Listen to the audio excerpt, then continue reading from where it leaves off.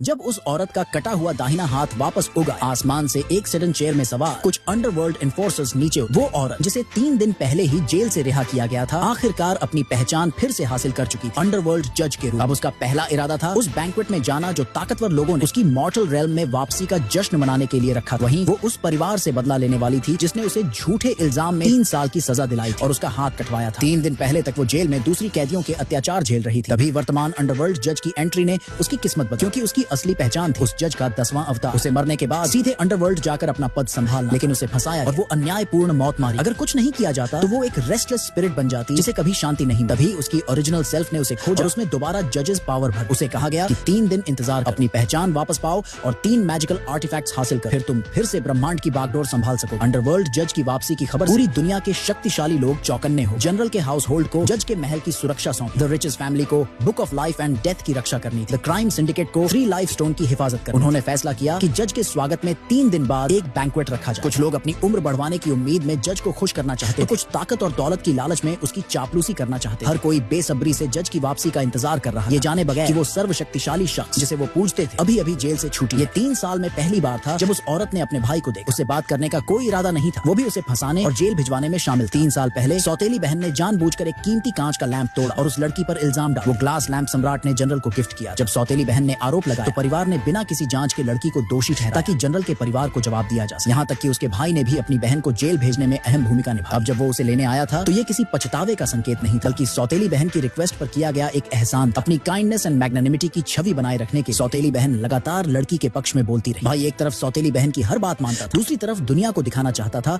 कि वो खुद कितना मैग्नानिमस। इसीलिए उसने लड़की को सुधरने का एक मौका देने का नाटक। लड़की अपने भाई से पहले ही पूरी तरह निराश हो चुकी थी और उस ठंडे परिवार में लौटने का कोई इरादा नहीं। भाई जबरन उसे घर ले जाने की कोशिश करता है। जैसे ही वो घर पहुंचती है सौतेली बहन प्लेजेंट्रीज की आड़ में फिर से उसे उकसाती है। तभी लड़की को पता चलता है कि जेल में उसे प्रताड़ित करने के लिए सौतेली बहन ने बाकी कैदियों को पैसे दिए थे, यहाँ तक कि उसे मरवाने की कोशिश भी की। किसी तरह वो बच गई और जैसे ही उसे सौतेली बहन की घटिया हरकतों का पता चला उसने गुस्से में आकर उसे थप्पड़ मारा। अब वो पहले की तरह सहने वाली नहीं थी। परिवार के सामने सौतेली बहन ने वीकनेस का नाटक और पिता व सौतेली माँ ने तुरंत लड़की को दोषी ठहराया। यहाँ तक कि भाई ने भी उसे चेतावनी दी कि सौतेली बहन तो उसके लिए अच्छा बोल रही। लड़की इन हिपोक्रिटिकल रिश्तेदारों से तंग आ चुकी। जब उसने खुद को छुड़ाया तो उसका प्रोस्थेटिक लिम्ब जमीन पर गिर गया। सब चौंक कर पूछने लगे कि ये क्या हुआ। लड़की ने कहा कि उसका हाथ सौतेली बहन की साजिश के चलते कटा था। परिवार ने उस पर यकीन करने से इनकार कर दिया। सौतेली माँ ने अपनी बेटी को बचाने के लिए लड़की पर झूठा इल्जाम लगाने का आरोप लगा और सजा के तौर पर उसे खाने की मेज पर बैठने से मना कर। लड़की ने गुस्से में मेज पलट दी और चेतावनी दी, अगर मैं नहीं खा सकती तो कोई नहीं खाएगा। इसके बाद उसने परिवार को पूरी तरह नजरअंदाज कर। अब उसकी सबसे बड़ी प्राथमिकता थी अंडरवर्ल्ड जज की शक्तियों को पूरी तरह जगा। बैंक्वेट से पहले वो अपने कमरे में लगातार ट्रेनिंग करने लगी। चूंकि पूरा परिवार उस बैंक्वेट में जज को खुश करने जा रहा था, उसने तय किया कि वहीं सबका खेल खत्म करे। जैसे जैसे उसके दाहिने हाथ में फिर से मांस और खून